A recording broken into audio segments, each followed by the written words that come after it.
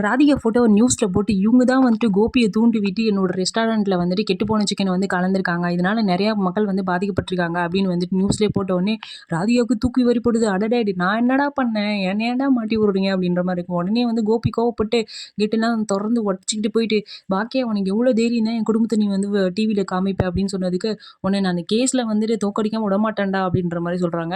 "நானும் உன்ன வாழ்க்கைய அழிக்காம விடமாட்டேன்டி" அப்படின்னு வந்துட்டு கோபி சொல்றாரு. இவங்க சண்டை போட்டுக்கிறத பார்த்தா எல்லாரும் பார்க்குறவங்களுக்கு எல்லாருக்கும் சிரிப்பு தான் வருது. "எப்பதான்டா எண்டு கார்டு போடுவீங்க இந்த சீரியல்ல?" அப்படின்னு வந்து நெறைய பேர் கேட்டுட்டு இருக்காங்க. இன்னொரு சைடு வந்துட்டு நம்ம இனி அம்மா போயிட்டு ராதிகாட்ட, "நீங்க எப்ப எங்க வாழ்க்கையில வந்தீங்களோ, அப்பயே எங்க வாழ்க்கை நாசமா போச்சு. எங்க டாடி மட்டும் அவர் மட்டும் வேலைக்கு போயிட்டு இருந்தாங்க. எங்க அம்மா மட்டும் நல்லபடியா இருந்தாங்க. நீங்க வந்து எங்க வாழ்க்கையே சீரழிச்சிட்டீங்க" அப்படின்னு வந்துட்டு இனியா வந்துட்டு கத்திட்டு இருக்காங்க ராதிகா. ராதிகாவோட ரியாக்ஷன் எப்படி இருக்குன்னா, "நான் என்னடா பண்ணேன்? நான் மட்டும் என் பொண்ணு கூட வாழ்ந்துட்டு இருந்தேன். அவனா வந்தான் கல்யாணம் பண்றான்னா, கல்யாணம் பண்ணியாச்சு. அதையும் நிம்மதியா வாழ விட மாட்றானுங்களே! என்னடா இது வாழ்க்கை? நம்ம பேசாம இவனையும் டிவோர்ஸ் பண்ணிட்டு போயிடலாமா?" அப்படின்ற மாரி ராதிகா ரியாக்ஷன் இருக்கு.